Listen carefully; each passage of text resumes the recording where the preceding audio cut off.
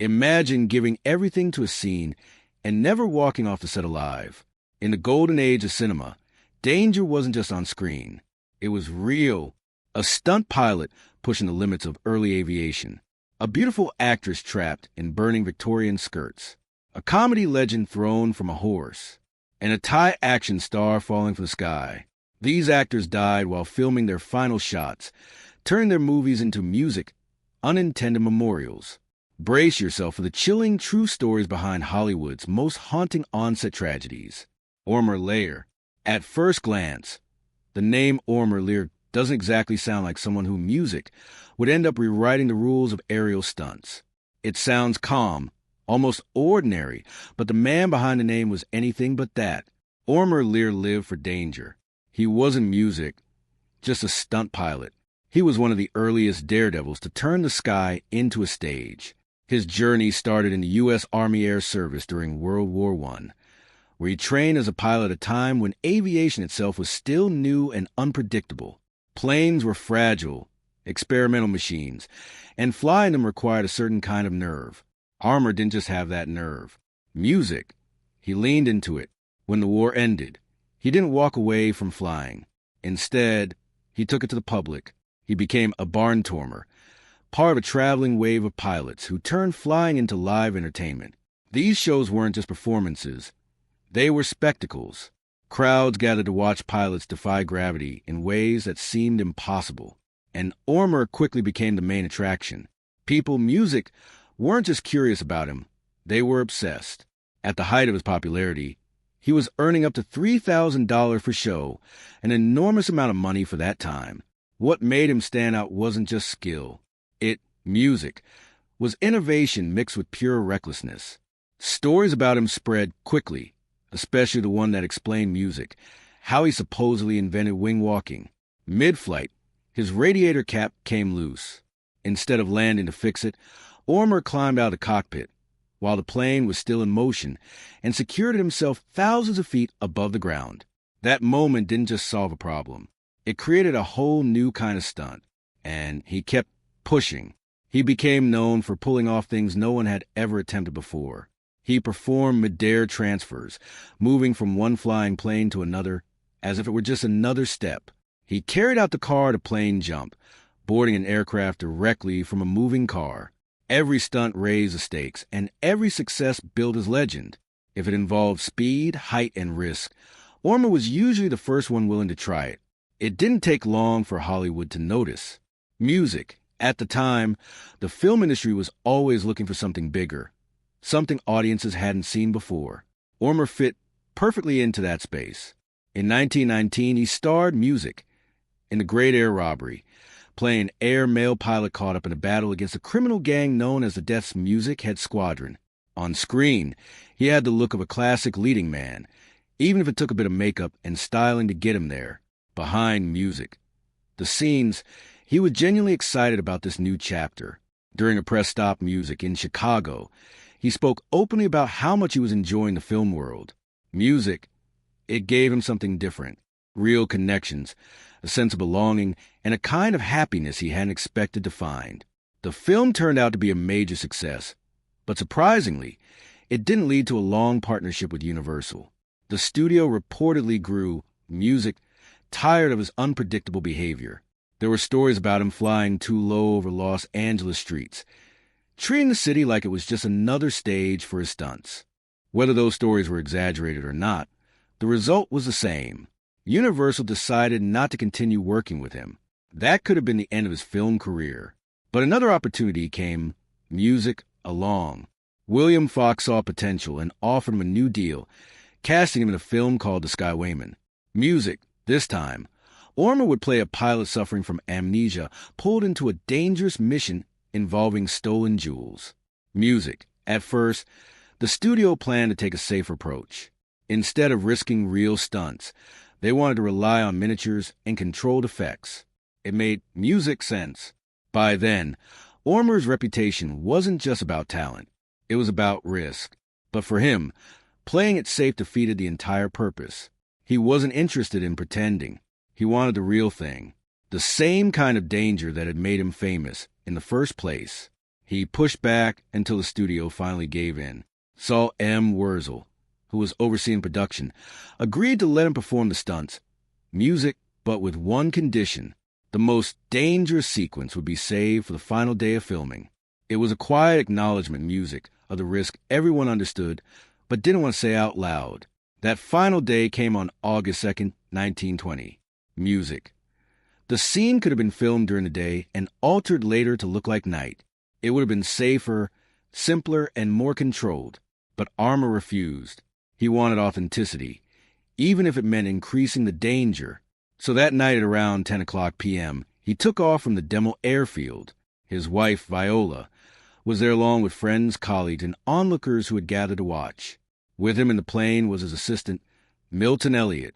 They climbed to about 3,000 music FT, and Armour began performing under powerful spotlights that lit up the night sky.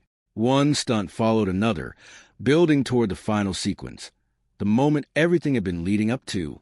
For the climax, he sent the plane into a spinning nosedive. At the same time, magnesium flares attached to the wings' music ignited, creating a blazing dramatic effect meant to light up the scene. It was dangerous, but it was exactly the kind of music spectacle he was known for. There was a plan in place. As he descended, the spotlights were supposed to be turned off at a specific point. That signal would let him know exactly where he was in relation to the ground, allowing him to pull out of the dive safely. But something went wrong. The lights didn't go out. As the plane dropped lower and lower, the brightness from the spotlight stayed fixed on him. Blinded and disoriented, he lost his sense of distance. The aircraft he was flying, a Jenny made mostly of wooden canvas, offered almost no protection. Within seconds, the plane crashed into an oil well sump. The impact was catastrophic.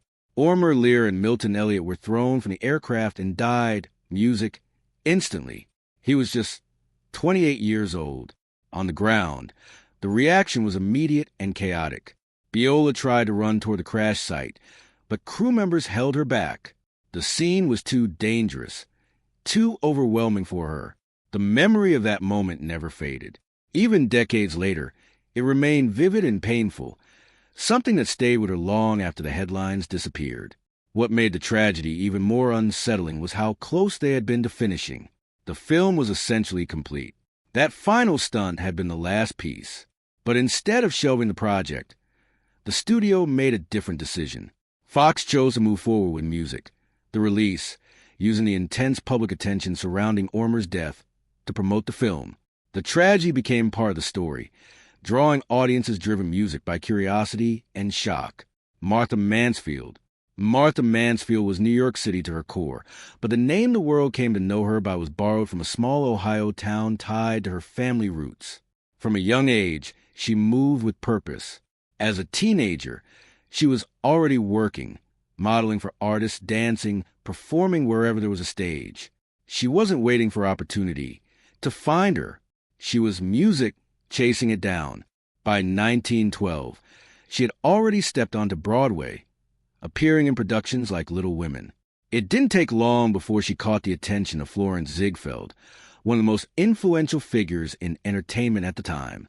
That opened the door to the Ziegfeld Follies of 1918, and later the Midnight Frolic, placing her right in the middle of some of the most glamorous music productions of that era. Her move into film happened just as quickly. In 1916, she signed with S&A Studios, where she began building her screen presence alongside Max Linder in a string of comedies. She adapted fast, and by 1918, she was already leading films like Broadway Bill.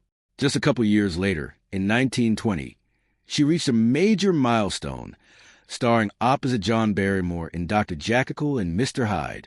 From there, everything seemed to line up perfectly. For the next few years, Martha Mansfield was everywhere, appearing in major productions and steadily building momentum. She wasn't just working, she was rising. By late 1923, she was right on the edge of something bigger. That next step was supposed to come with the war in Virginia, a large-scale silent film set during the American Civil War. It was more ambitious than anything she had done before, with a bigger budget, more attention, and the kind of exposure that could elevate her into the top tier of Hollywood stars. But the same attention to detail music that made the film feel authentic also introduced a hidden danger. The production was music committed to historical accuracy, which meant elaborate costumes that matched the mid-1800s setting. For Martha, that meant music, wearing heavy layered dresses designed in the style of time. Her role was that of a woman caught in a divided world, deeply in love with a man who joins the Union Army, while she remains tied to Confederacy. It was a dramatic, emotional part, and visually it came with those massive flowing dresses that defined the era. By November 1923, filming was almost complete. Martha had nearly finished her work. The end was in sight. Then came Thanksgiving Day, November 29th. The weather that morning was overcast, perfect for the kind of lighting the director needed. Production had already fallen behind due to earlier delays, so there was pressure to take advantage of every available moment. The cast and crew were told that they would need to work through the morning before sitting music down for their holiday meal. It wasn't an unreasonable request, at least on the surface. The scenes left to shoot were minor, just a few final touches. Most of the cast agreed without much pushback, expecting to wrap things up quickly. Martha arrived on set dressed in one of her full costumes, a large white hoop skirt layered with fabric, detailed with ruffles and fastened high at the collar. It was the kind of outfit that looked stunning on camera, but came with very real weight and music restriction.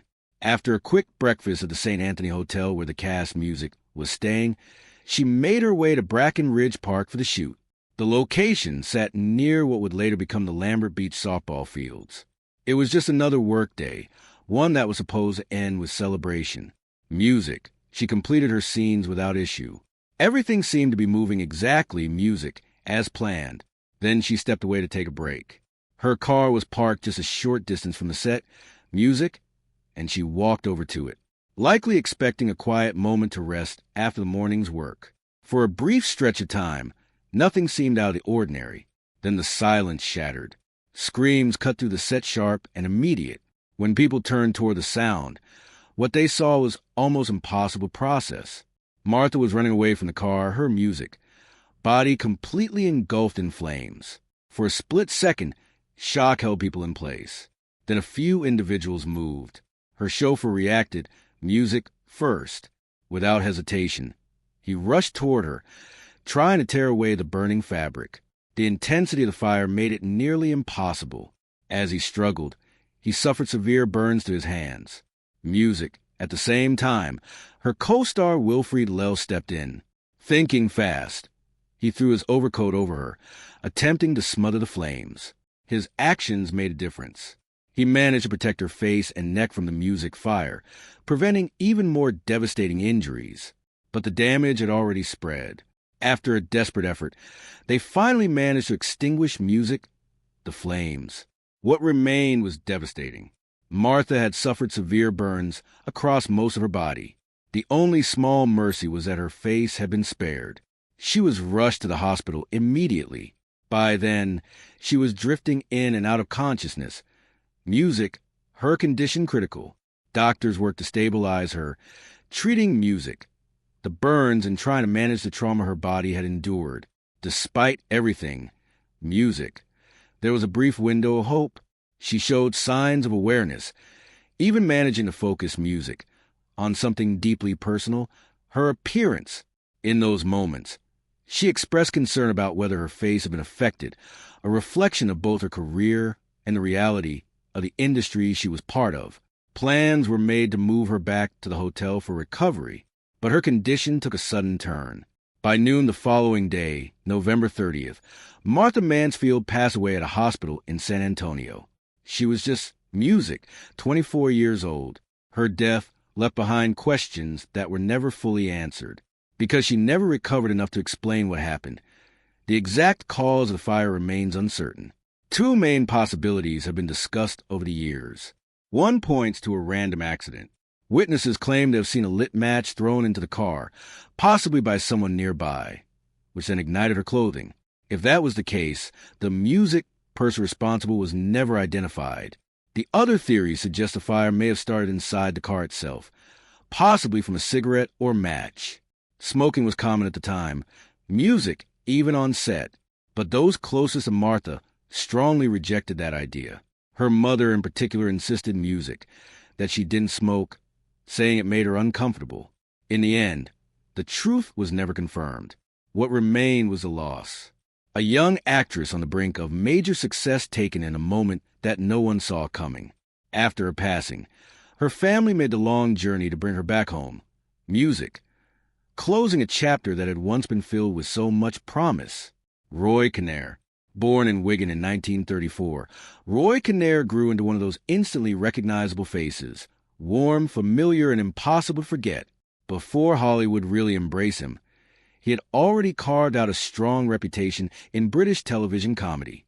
Then came the film roles that made him music, iconic appearances in Help, and his unforgettable turn as the overly soft, easily pushed around father of Arua salt music in Willy Wonka and the Chocolate Factory.